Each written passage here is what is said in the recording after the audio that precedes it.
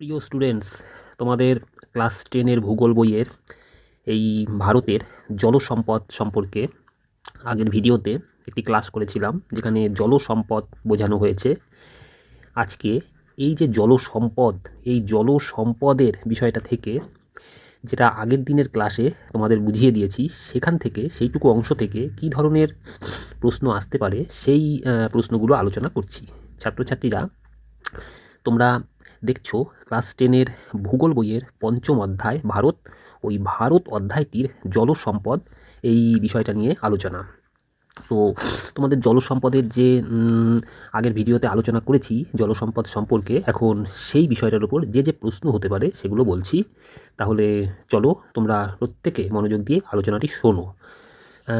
এখান থেকে প্রশ্ন হতে পারে যে মোট মিষ্টি জলের পরিমাণ মাত্র 2.5%।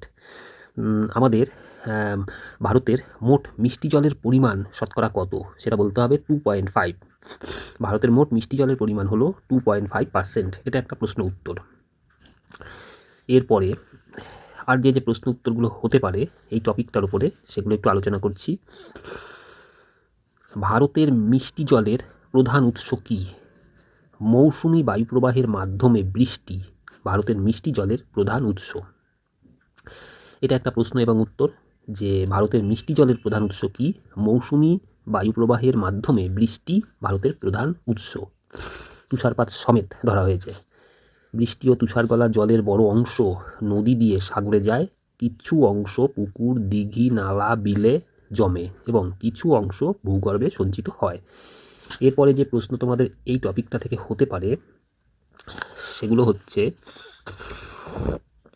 ভারতের প্রধান নদী ও দীর্ঘতম নদীর নাম কি? গঙ্গা। ভারতের দীর্ঘতম নদী তথা প্রধান নদী হলো গঙ্গা, 525 কিলোমিটার, যার উৎস থেকে মোহনা পর্যন্ত দৈর্ঘ্য।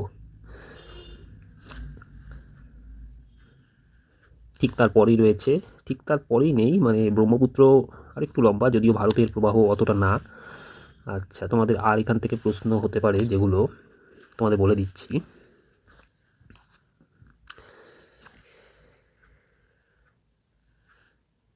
ও একটি ভুল হয়ে গেছে, গঙ্গা 525, ওটা হলো নদী প্রবাহ 525।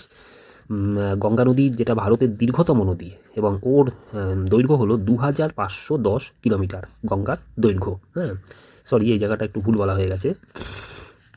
তো গঙ্গার দৈর্ঘ্য হচ্ছে 2510 কিলোমিটার, আর ভারতে প্রবাহ হলো 2071 কিলোমিটার গঙ্গার।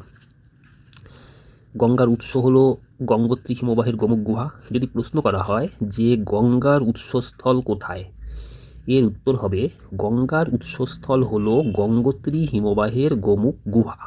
গঙ্গোত্রী হিমবাহের গোমুখ গুহা হলো গঙ্গার উৎসস্থল।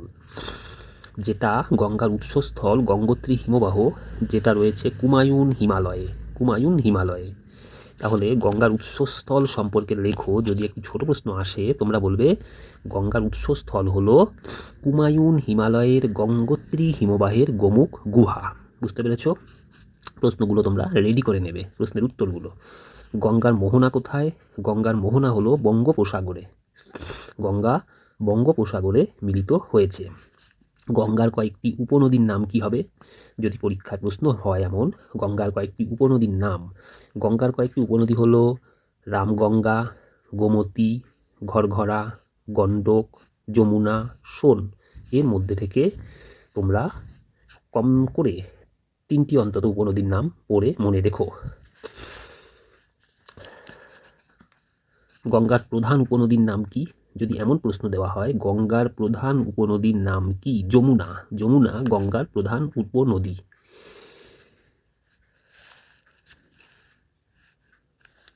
তোমাদের এই টপিকটার উপর থেকে আর যে যে প্রশ্ন হতে পারে, যে একটি আদর্শ নদীর নাম বলো। ভারতের একটি আদর্শ নদীর নাম বলো। ভারতের একটি আদর্শ নদীর নাম হলো গঙ্গা। গঙ্গা ভারতের একটি আদর্শ নদী। আদর্শ নদী কাকে বলে, এই একটি প্রশ্ন।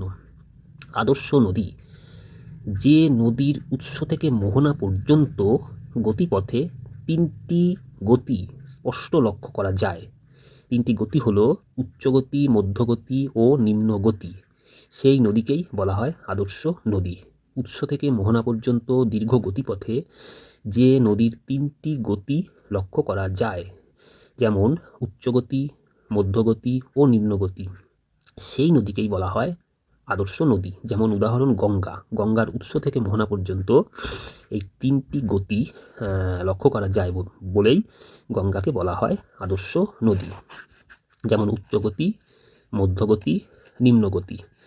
গঙ্গার উচ্চগতি কতটা পর্যন্ত? কুমায়ুন হিমালয়ের গঙ্গোত্রী হিমবাহ থেকে উৎপন্ন হয়ে গঙ্গার সেই স্থানটিতে গঙ্গার নাম হয়েছে ভাগীরথী, এবং দেবপ্রয়াগের কাছে এটি অলকানন্দার সাথে মিলিত হয়েছে। তো উৎস থেকে হরিদ্বার পর্যন্ত গতিপথ হলো উচ্চগতি। গঙ্গার উচ্চগতি হচ্ছে উৎস থেকে হরিদ্বার পর্যন্ত 280 কিলোমিটার। ঠিক আছে। মধ্যগতি কোথা থেকে কতটা? হরিদ্বার থেকে বিহারের রাজমহল পাহাড় পর্যন্ত উত্তরপ্রদেশ ও বিহারের মধ্য দিয়ে প্রবাহিত গতিপথ এই গতির অন্তর্গত। তাহলে গঙ্গার মধ্যগতি কোথা থেকে কতটুকু জায়গায় রয়েছে? গঙ্গার মধ্যগতি রয়েছে হরিদ্বার থেকে বিহারের রাজমহল পাহাড় পর্যন্ত। গঙ্গার নিম্নগতি কতটা দূরত্ব জুড়ে রয়েছে? গঙ্গার নিম্নগতি হলো রাজমহল থেকে গঙ্গার মোহনা পর্যন্ত। বিহারের রাজমহল পাহাড় থেকে মোহনা পর্যন্ত হলো গঙ্গার নিম্ন গতি, যেমন 520 কিলোমিটার হলো দৈর্ঘ্য। তাহলে এই ধরনের প্রশ্নগুলো তোমরা রেডি করে নেবে। আর মুর্শিদাবাদের ভগবানগোলায় গঙ্গা 2টো শাখায় ভাগ হয়ে গেছে। একটির নাম পদ্মা, যেটি বাংলাদেশে প্রবেশ করেছে। আরেকটি শাখার নাম ভাগীরথী, নবদ্বীপের পর সেটি হুগলি নাম নিয়ে বঙ্গোপসাগরে পড়েছে। এগুলো কিন্তু তোমরা একটু মনে রাখবে। সিন্ধু নদীর এই টপিকটা থেকে যে প্রশ্ন হতে পারে, সিন্ধু নদীর উৎস কোথায়? তিব্বতের মানস সরোবরের নিকট কৈলাস পর্বতে সিন্ধু নদীর উৎস, সেই স্থানটির নাম সিংগোখাবাব। তাহলে বলতে হবে তিব্বতের মানস সরোবরের নিকট কৈলাস পর্বতে সিংগোখাবাব স্থানটি হলো সিন্ধু নদীর উৎপত্তি স্থল।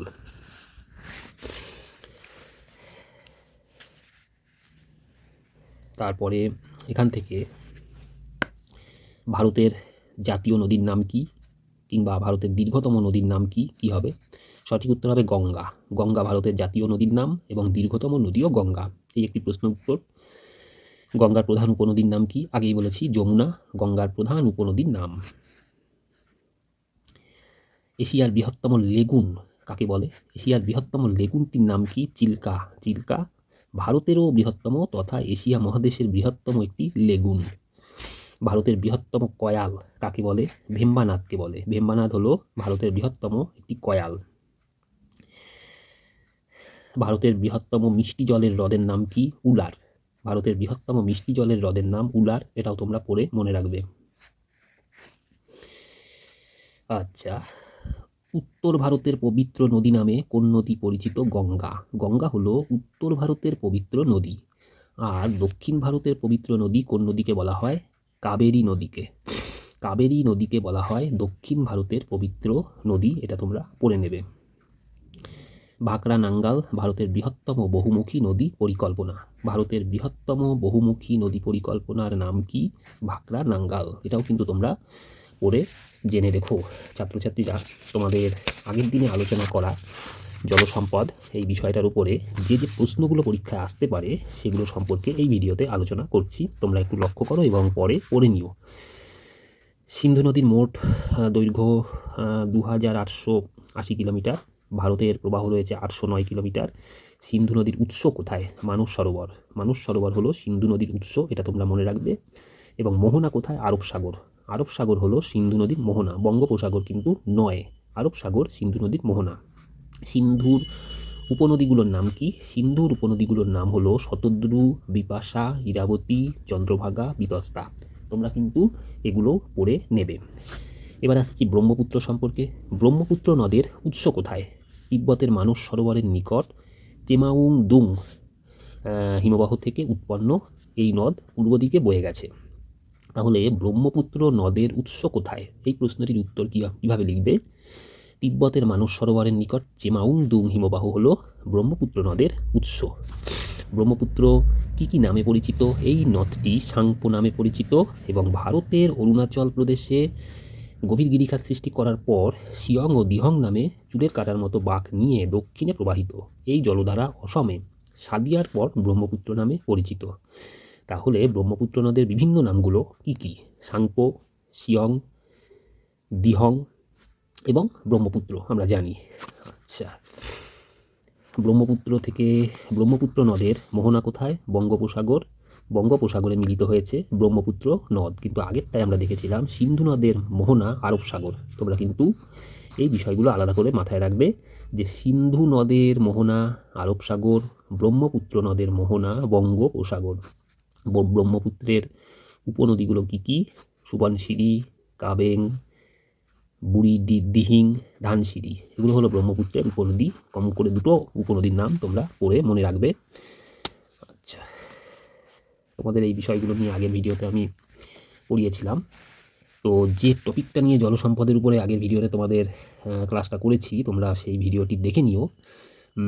এবার তোমাদের ভারতের যে উত্তর ও দক্ষিণ ভারতের নদ নদী তার তুলনাগুলো কী হবে? উত্তর ভারতের নদ নদী আর দক্ষিণ ভারতের নদ নদীর পার্থক্যগুলো এখন আলোচনা করছি। উত্তর দক্ষিণ ভারতের নদ নদীর এই পার্থক্যগুলো বা তুলনাগুলো তোমরা মনোযোগ দিয়ে বুঝে নাও। ভিত্তি: উত্তর ভারতের নদী, দক্ষিণ ভারতের নদী। উৎপন্ন দিক দিয়ে বা উৎসর দিক দিয়ে পার্থক্য হলো হিমালয় উত্থানের আগেও এদের অস্তিত্ব ছিল। উত্তর ভারতের নদীগুলো কিন্তু হিমালয়ের উত্থানের আগেও অস্তিত্ব ছিল, অর্থাৎ হিমালয় পর্বত সৃষ্টির আগেও উত্তর ভারতের নদীগুলো ছিল। দক্ষিণ ভারতের নদী ভূমির প্রাথমিক ঢাল অনুযায়ী প্রবাহিত। দক্ষিণ ভারতের নদীগুলো কিন্তু ভূমির প্রাথমিক ঢাল অনুযায়ী প্রবাহিত হয়েছে। দ্বিতীয় পার্থক্য দৈর্ঘ্যের দিক দিয়ে। উত্তর ভারতের নদীগুলোর দৈর্ঘ্য বেশি, দক্ষিণ ভারতের নদীগুলোর দৈর্ঘ্য কম।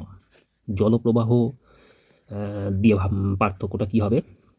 উত্তর ভারতের নদীগুলো বৃষ্টি ও বরফ গলা জল পায় বলে চিরপ্রবাহী। উত্তর ভারতে যে নদীগুলো প্রবাহিত হয়েছে, এই নদীগুলো বৃষ্টির জল এবং বরফ গলা জল পায়, তাই এরা চিরপ্রবাহী, অর্থাৎ সারা বছর প্রবাহিত হয়, সারা বছর এদের জল থাকে। কিন্তু দক্ষিণ ভারতের নদীগুলো কেবল বৃষ্টির জলে পুষ্ট বলে চিরপ্রবাহী নয়। দক্ষিণ ভারতের নদীগুলো বৃষ্টির জলেই সৃষ্ট হয়েছে, যার জন্য এই নদীগুলোতে সারা বছর জল থাকে না কিংবা বেশি জল থাকে না। ঠিক আছে, এবার আদর্শ নদীর দিক থেকে যদি পার্থক্যটা দেখি, উত্তর ভারতের নদীগুলো তিনটি গতি স্পষ্ট, তাই আদর্শ নদী। কিন্তু দক্ষিণ ভারতের নদীগুলোতে তিনটি গতি স্পষ্ট নয় বলে আদর্শ নদী নয়। ব্যাপারটা হলো উত্তর ভারতের নদীগুলোতে তিনটি গতি, উচ্চগতি, মধ্যগতি এবং নিম্নগতি লক্ষ্য করা যায়, তাই এগুলোকে আদর্শ নদী বলে। যে নদীর উৎস থেকে মোহনা পর্যন্ত তিনটি গতি লক্ষ্য করা যায় বা থাকে, তাকেই কিন্তু আদর্শ নদী বলে, যেমন গঙ্গা, তোমরা জেনে গেছো। তো সেরকম উত্তর ভারতের নদীগুলো আদর্শ নদী, কিন্তু দক্ষিণ ভারতের নদীগুলো কিন্তু তিনটে গতি স্পষ্ট নয়, এদের আদর্শ নদী বলা যায় না। সমভূমির দিক থেকে পার্থক্যটা কী হবে? উত্তর ভারতের নদী ক্ষেত্রে অববাহিকার সমভূমি সুবিশাল, আর দক্ষিণ ভারতের নদীর ক্ষেত্রে সমভূমি আকারে ছোট হয়। বদ্বীপ: উত্তর ভারতের নদীর মোহনায় বড় বড় বদ্বীপ আছে, দক্ষিণ ভারতের নদীর মোহনায় বদ্বীপগুলো আকারে ছোট, সব নদীতে বদ্বীপ থাকে না, নেই। সমৃদ্ধি: উত্তর ভারতের নদীগুলোর অববাহিকা কৃষি ও শিল্পে সমৃদ্ধ বলে জনবসতি বেশি। উত্তর ভারতের নদীগুলোর যে অববাহিকা রয়েছে, সেই অঞ্চলগুলোতে কৃষি ও শিল্প সমৃদ্ধ, কৃষি শিল্প ব্যবস্থা গড়ে উঠেছে, সেখানে জনবসতি বেশি। আর দক্ষিণ ভারতের নদীর অববাহিকায় কৃষি ও শিল্পে কম সমৃদ্ধ বলে তুলনামূলকভাবে জনবসতি কম। ঠিক আছে, তাহলে তোমরা আশা করি এই উত্তর ভারত আর দক্ষিণ ভারতের নদ নদীর পার্থক্য বা তুলনাটা তোমরা বুঝতে পারলে। এটাও কিন্তু একটা পরীক্ষায় আসার মতো প্রশ্ন, যে উত্তর ও দক্ষিণ ভারতের নদীগুলোর তুলনা লেখো কিংবা কয়েকটি পার্থক্য লেখো। তোমরা এগুলো পড়ে একদম লিখে প্র্যাকটিস করে রাখবে। যাই হোক, ক্লাস 10-এর ভূগোল বইয়ের যে ভারত অধ্যায়টি রয়েছে, তার জলসম্পদ সম্পর্কে মোটামুটি এই দুটো ভিডিওতে আলোচনা করলাম। এর ঠিক পরে রয়েছে হ্রদ। এই হ্রদ নিয়ে পরের ভিডিওতে তোমাদের বোঝাবো। তোমরা সেই ভিডিওটি অবশ্যই কিন্তু সেই ভিডিও ক্লাসটি তোমরা লক্ষ্য করো। আর এই জন্যই মাই ইন্সপিরেশন বাংলা চ্যানেলটি অবশ্যই সাবস্ক্রাইব করে রাখো, তাহলে তোমাদের এই ভূগোল ক্লাসগুলো পেতে সুবিধা হবে। প্রত্যেকে মন দিয়ে পড়াশোনা করো।